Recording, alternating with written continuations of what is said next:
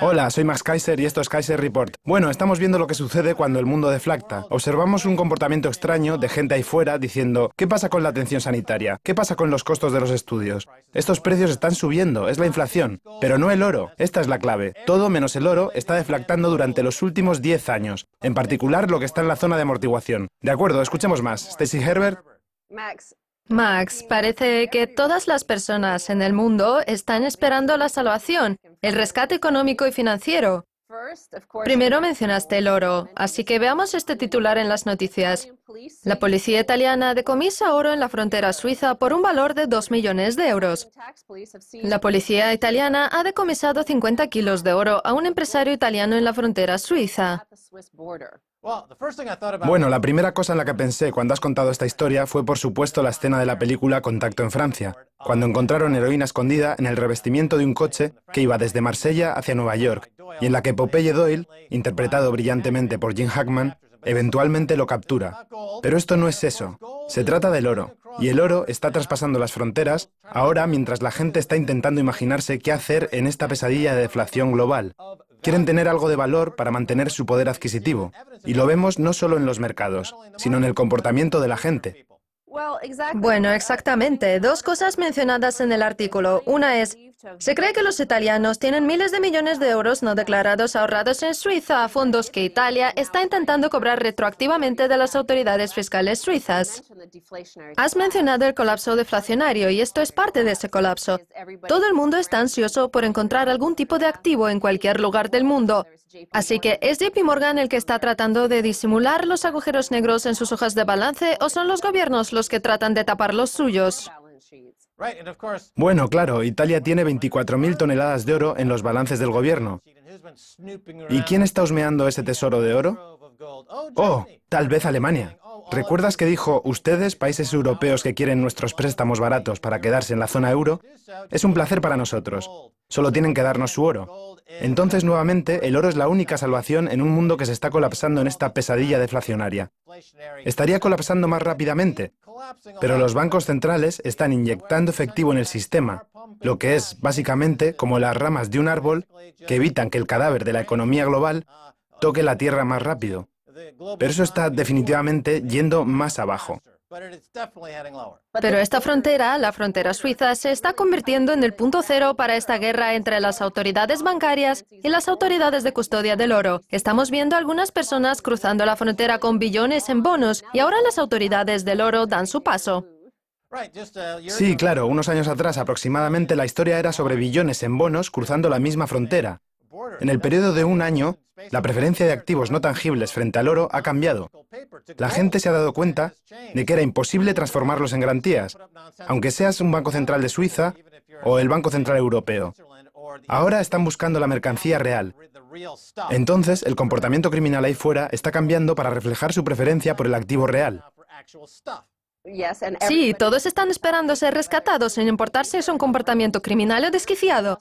La austeridad no funciona porque los mercados de deuda ignoran la rebaja de calificación. El costo de los préstamos de Estados Unidos alcanza los mínimos históricos después de que SP rebajara la calificación, como pueden ver en este gráfico del artículo, y la agencia británica también planea seguir este corte en las calificaciones.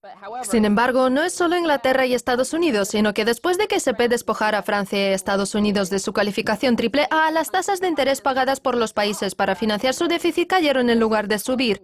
Para los inversores y políticos, predecir las consecuencias de un cambio en la calificación de las principales agencias calificadoras se parece a sortear con una moneda. Bueno, esta es una prueba concreta de que estos mercados no son libres de realizar actividades puramente comerciales, con curvas de oferta y demanda. Estos mercados se mantienen cautivos por el mercado agronómico, por flexibilización cuantitativa, por los planificadores que están utilizando la represión financiera para mantener las tasas de interés artificialmente bajas. Y es genial, si no fuera por el precio del oro y la plata. Es como decirles, no, la mayoría de la gente no cree en su rescate en papel. El rescate en papel no va a funcionar realmente. Y es por eso que la gente está contrabandeando sus activos en el mundo, intentando escapar de esta teoría de que el papel va a triunfar sobre el oro. Según el análisis realizado por Bloomberg sobre 314 subidas y bajadas de calificación y cambios de perspectiva en los últimos 38 años, las tasas se han movido en dirección opuesta a 47% de las veces de las que se esperaba. Así que creo que esto es parte de tu historia de la propaganda de precios, que se utilizaría en caso de que alguien se atreviera a bajar las tasas de Estados Unidos o Inglaterra. Tal vez son los bancos centrales, pero no sabemos quiénes adquieren los rendimientos negativos. En los casos de Alemania o Suiza u otros países escandinavos, no sabemos quiénes están comprando estas tasas negativas. Tal vez sea parte de la guerra financiera de la que estamos hablando. Bueno, la vida es como una computadora, comprando programas para poder comprar a otras computadoras. El 86% del comercio de la Bolsa de Nueva York consiste en el comercio entre computadoras. Y sabemos de un artículo reciente de Forbes que muchas computadoras están leyendo artículos de prensa financiera escritos por otras computadoras. Ahora se llama tecnología narrativa computerizada que usa Forbes y ahora la lanzan a la población general. Una computadora lee una historia generada por otra computadora y entonces basan su comercio en lo que hizo a veces un mismo ordenador. Entonces los ordenadores giran alrededor de sí mismos como si fuese por unas tuberías, mientras la economía se va por la alcantarilla. Siguiente titular, Max. David Cameron teme que se aproxime un estancamiento perpetuo en la eurozona. El primer ministro dice que Gran Bretaña debe acudir a las economías emergentes para la salvación económica. Bueno, sí, una vez más la eurozona. Me gusta la forma en la que intencionadamente se olvida de incluir a Gran Bretaña en la eurozona. Cuando va todo bien, estamos ahí, somos la eurozona. Pero en los tiempos difíciles es, oh, espera un minuto, nosotros no tenemos nada que ver con el continente, somos Irlanda, déjanos en paz, tenemos todas las garantías, nuestro Banco Central, no tenemos nada que ver con ustedes, ni siquiera les conocemos, chicos. Típico del líder conservador, al que todos conocemos, donde su isla, su nación, se está yendo al traste. Sus medidas de austeridad son una porquería. George Osborne está intentando volver atrás. Están perdiendo todo apoyo. Su coalición camina arrastrando los pies y esto no durará mucho más. Sí, pero Max, creo que los fondos de cobertura y Goldman Sachs ya se han dirigido a las así llamadas economías emergentes hace unos cuantos años. Y hemos estado hablando de eso. Las naciones BRIC incluso fueron apoyadas por Jim O'Neill de Goldman Sachs. Y ahora a Cameron le viene esta maravillosa idea, mientras que la gente ya lleva tiempo reflexionando sobre ello. Es como decir, salgan de China, salgan de Brasil, el real siempre está alto. La frase para esto es el máximo de David. Todo viene de este punto máximo. Es como comprar Facebook en una oferta pública, por ejemplo. Llevas ese mercado a la cima antes de que se desplome. Es como, por ejemplo, comprar Groupon. Y después hay una caída del 35-50%. David Cameron está tropezando en este mercado donde los caballos se desbocaron. No hay más bonos, no hay más ventaja que sacar de la economía de los BRIC. No vas a conseguir tu propia salvación, ¿sabes? ¡Ey, no puedes tirar a estos países y luego querer volver! Ya no puedes volver. No eres bienvenido. David, quédate fuera, ¿recuerdas? Ya nos hemos deshecho de ti. Bueno, miremos a una de estas economías emergentes, Max, y es Corea del Sur. Suicidios y arrestos muestran que hay problemas en los bancos coreanos. Hasta el momento, los reguladores han cerrado 20 de los bancos coreanos más débiles. Los fiscales han descubierto préstamos ilícitos y descuidos que han llevado a levantar cargos a aproximadamente 200 personas y dictar al menos 2 sentencias de prisión. 4 ejecutivos bancarios se han suicidado, según la policía. Más de 88.000 depositantes y poseedores de bonos, muchos de ellos jubilados, vieron desaparecer una ganancia de $1 billón de bones, 857 millones de dólares de sus ahorros asegurados. Correcto. Entonces en Asia se produjo una real disuasión. Lo vimos en China, donde penalizan a los banqueros que cometen fraude. Hay banqueros que se suicidaron. Y lo que vemos es que hay una noción de la vergüenza en estos países cuando roban dinero, que es algo que no vemos en el Reino Unido y que no vemos en Estados Unidos. No hay una idea de vergüenza. Robar no es un acto vergonzoso en Estados Unidos o en el Reino Unido. De hecho, se celebra como una forma de mantener a esta gente a salvo. Cuando Jamie Dimon se enfrentó al Congreso, se convirtió en un héroe, porque era uno de los ladrones más grandes. No hay vergüenza en el diccionario de Jamie Dimon. Esto es una interesante diferencia de culturas entre Oriente y Occidente. Una mujer con la que hablamos, Max, Jimmy Young, perdió la ganancia de 40 millones de wones o unos $35.000 en el Banco de Ahorros de Corea. Ji recuerda haber recibido un mensaje en septiembre de 2010 proponiéndole un ahorro a 5 años con una tasa de 8% anual. Algo fácil, prometió el banquero. Invirtió los ahorros de su madre, 4 veces mayores que los suyos propios, en bonos que no estaban protegidos por el seguro de depósitos. Dice, ¿cómo puedo decirle a mi madre de 80 años que he perdido el dinero del que ella vive? Me dejé engañar por un par de puntos de la tasa de interés y ahora veo que solo fue una trampa. Bueno, esta es una trampa que vemos en el mercado de las hipotecas. Los bancos ofrecen a los clientes hipotecas que van a correr por sus cuentas, los préstamos mentirosos. Esto ha generado una catástrofe multimillonaria en Estados Unidos. Eso es lo que los bancos están haciendo. Aquí en Asia, los bancos ofrecen cédulas hipotecarias que probablemente no puedan pagar. Y lo que vemos es una crisis de préstamos y ahorros. Lo vemos una y otra vez. Están hablando de una institución bancaria global para rescatar a los bancos. Pero si los banqueros quieren operar globalmente sin absolutamente ninguna ley, debería haber algún intento de A, evitar que esto pase, no tener más bancos desobedientes, para que la parte de los bancos en el mercado no supere un 1% o un 2% en cualquier país, o B, deberían ser sometidos a penalizaciones duras. Los bancos en Estados Unidos, bajo las regulaciones de FDRS, funcionaron brillantemente durante 50 o 60 años antes de la revocación de las sucesivas administraciones de Washington, bajo la dirección de banqueros que no debían meter sus manos en ese dinero de una forma ilegal. Vimos que en los años 20 esto llevó a la quiebra. Ahora que han heredado la habilidad de seguir haciendo estas cosas una y otra vez, estamos teniendo otra crisis. Bueno, quiero decir a esta mujer Jimmy Young que esté atenta por si David Cameron va por ella. Está buscando economías de alto rendimiento. Ella dice, ojalá hubiese sido una pesadilla. Sobre este mensaje que recibió avisándole que había perdido los ahorros de su madre. Siempre me pregunté qué clase de gente estúpida pondría su valioso dinero en los bancos turbios. Ahora soy una de ellos. Creo, Max, que puedes mirar dentro de todo el sistema financiero. Puedes mirar a Estados Unidos, puedes mirar a Irlanda, Islandia, Francia, Alemania, Grecia, el Reino Unido, Corea del Sur, China, Japón, Brasil. Puedes mirar a todos y lo que encontrarás es que todos desearían que fuese una pesadilla. Desearían no haber sido tan estúpidos como para haber contestado al teléfono cuando Jamie Dimon llamó, cuando Lloyd Blankfein llamó, cuando David Cameron llamó, cuando Tony Blair llamó. En realidad, cuando Tony Blair llame, ya acabará muerta. Como sabes, para Milton Friedman no hay nada mejor que un almuerzo gratis. Y todavía este concepto de almuerzo gratis es el concepto que durante los últimos 35 años califica Wall Street y la City de Londres. El concepto de obtener algo a cambio de nada. Nunca se pagó con nada más que con más deuda. Ahora de repente todo se reduce a que vienen a cazarles.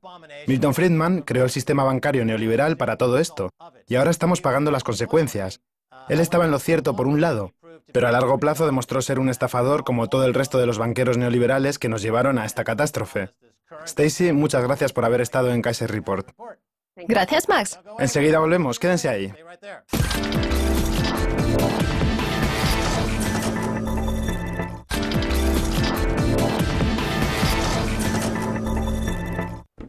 Bienvenidos de nuevo, soy Max Kaiser, es momento de ir con Rick Ackerman, del boletín Rick Speaks.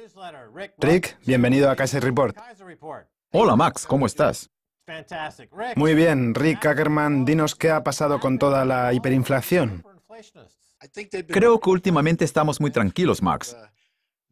Solo que tenemos un monstruo deflacionario en Europa. La austeridad no está funcionando, pero no se está inyectando crédito nuevo en el sistema. Parece que todo lo que está pasando en Europa, ahora mismo, es un resultado deflacionario. Bueno, los estragos de la cima de la crisis crediticia de 2007 continúan provocando daños por todo el mundo, sin importar lo que los bancos centrales hagan para detenerlo. La presión deflacionaria continúa creciendo. ¿Qué pasa cuando la gente mira los precios de las medicinas, miran los precios de los préstamos estudiantiles que se incrementan? ¿Cómo encajan estos factores en estas tendencias deflacionarias? Bueno, yo la llamo inflación de la escalera de caracol, Max. Y en comparación con una imagen más amplia de deflación, la deflación de los activos, la inflación de los precios de comestibles es bastante mansa. Pero, de todos modos, va a golpear la pared porque el dinero que gastas en los comestibles tiene que venir de algún lugar, pero el precio de los comestibles sube, aunque el ingreso real está estancado. Realmente, es una especie de círculo vicioso porque cuando crece el precio de un producto, esto significa que queda menos dinero para algo más. Pero además, creo que los tres motores incontrolados de la inflación están frenando. Uno de ellos, desde luego, es el gasto gubernamental y al nivel estatal y local ya se ha reducido considerablemente. Claro que esto no ha pasado a nivel federal, porque el gobierno federal puede imprimir todo lo que necesite, pero los otros dos motores, la atención médica y la educación, han golpeado contra una pared.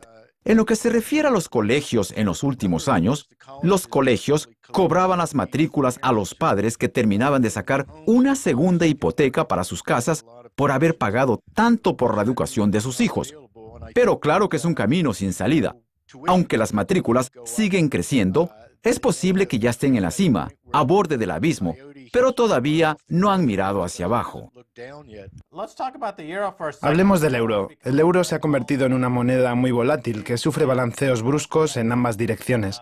¿Qué dicen tus análisis, a pesar de la crisis política y financiera? ¿A dónde se está dirigiendo el euro? Es una pregunta interesante, Max. Desde el punto de vista puramente técnico, estoy mirando las cotizaciones del dólar y me siento muy seguro. Va en contra de la sabiduría popular de que el euro debería estar equiparado al dólar o por debajo. Y como no me parece que vaya por ese camino, mi pregunta es, ¿por qué, hasta donde puedo ver o hasta donde puedo razonar, los países que son solventes todavía usan el euro a pesar de estar estancados con él? Por ejemplo, Alemania, Finlandia o los Países Bajos, y no vuelven a sus monedas originales? Porque el mundo utilizaría su moneda y todos dirían, me encanta tener bonos de Alemania porque en Alemania son muy prudentes con su dinero. Pero lo último que Alemania quiere es tener una moneda fuerte, así que van a ser los que conserven esa llama del euro, sin importar si Grecia o España abandonan la moneda de la Unión Europea. Bueno, pasemos a Alemania.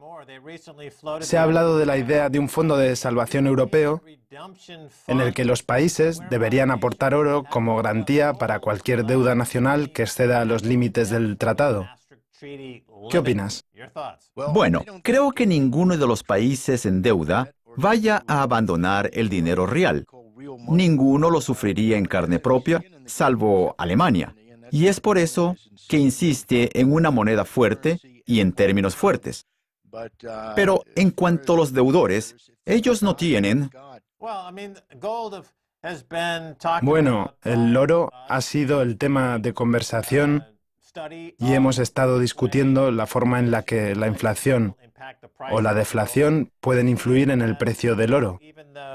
Parece que puede haber una deflación en todo, menos en el oro. ¿Es así? Sí, claro, pero necesitas entender que el mundo entero en realidad no prefiere un estándar de moneda fuerte.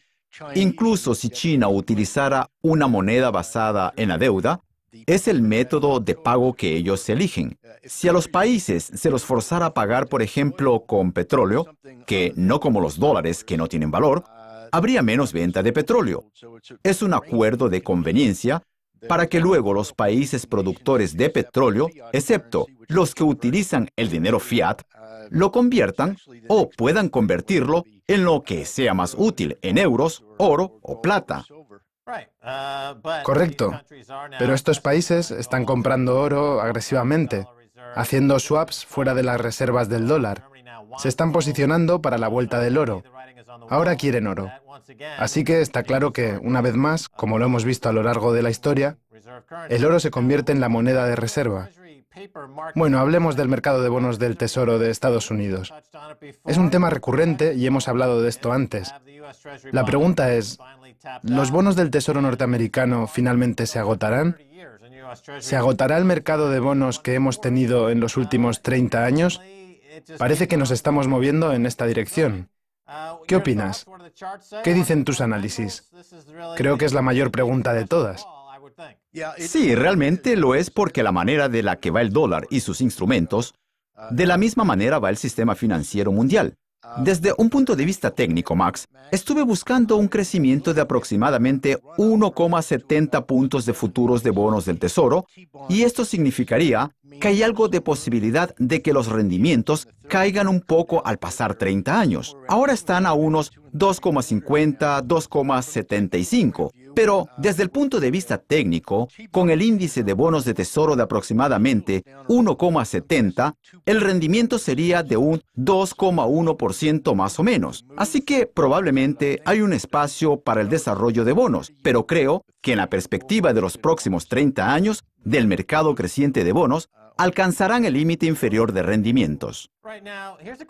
Ahora hay una pregunta sobre el análisis, ya sea técnico o fundamental, que dice que el gobierno de Estados Unidos está comprando hasta el 61% de los bonos del Tesoro que hay en el mercado, con lo cual se está autorreciclando.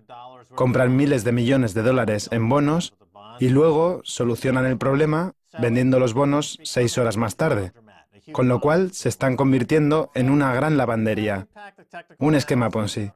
Entonces, este análisis técnico fundamental se convierte realmente en un chiste. Quiero decir, ¿realmente estos análisis revelan lo que está oculto detrás de todo esto? Bueno, creo que es verdad. Muchas veces es muy difícil unir todas esas piezas lógicas de por qué suben los bonos y por qué el dólar es más fuerte o más débil. Y por eso yo automáticamente dependo de estos gráficos, pero algunas veces, y es el caso de estos pronósticos para el euro, comienzo con el pronóstico de dejar de lado la lógica. Pero tienes razón. Es un esquema Ponzi. He oído números como el 60% respecto de los bonos que el Tesoro compra a la Reserva Federal. Pero es realmente un juego. Cuando ves que la Fed no puede monetizar, es que está otorgando créditos prácticamente gratis a los bancos. Y por supuesto, en Europa, hay arreglos de intercambio con la Reserva Federal de Estados Unidos que hacen posible que Italia o Europa tengan dinero, pero tenerlo en una moneda distinta del euro. Por lo que esto es realmente peor que el juego de los Ponzi. Es un fraude del que todo el mundo debería darse cuenta. Bueno, sí, para ser sincero, el monto total de compra de sus propios bonos supera el 100%. Si entiendes la connivencia entre esto mismo y Wall Street, esto es el motivo por el cual el endeudamiento total sigue aumentando hasta niveles jamás alcanzados históricamente. Y poniéndolo en otras palabras, es un suicidio financiero. Esto es la muerte a través de la creación de papeles. Esto es algo con lo que parece que Estados Unidos se siente cómodo en este momento.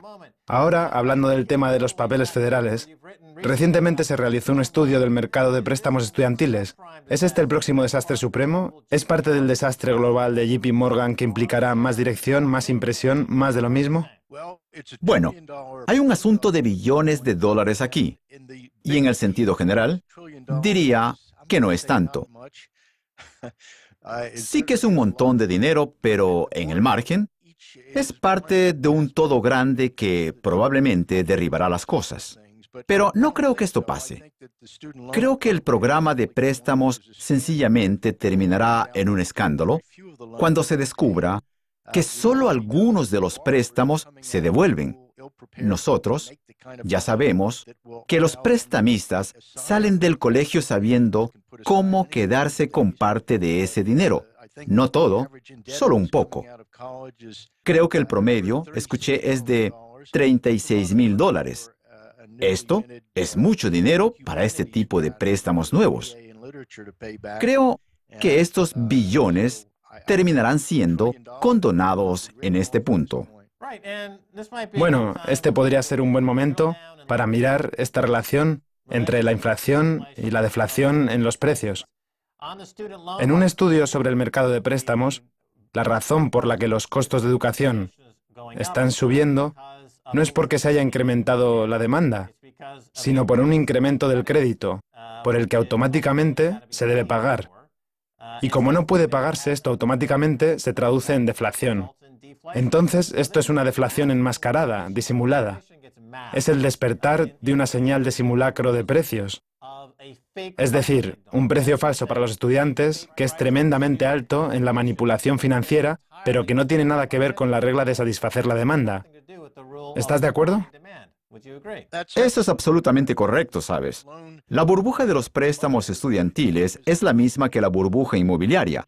La demanda se estimula artificialmente a través de la disponibilidad de dinero fácil. Y en este caso, en lo que respecta al tema de los préstamos estudiantiles, se trata de un dinero todavía más fácil que el de la industria inmobiliaria antes del colapso del 2007.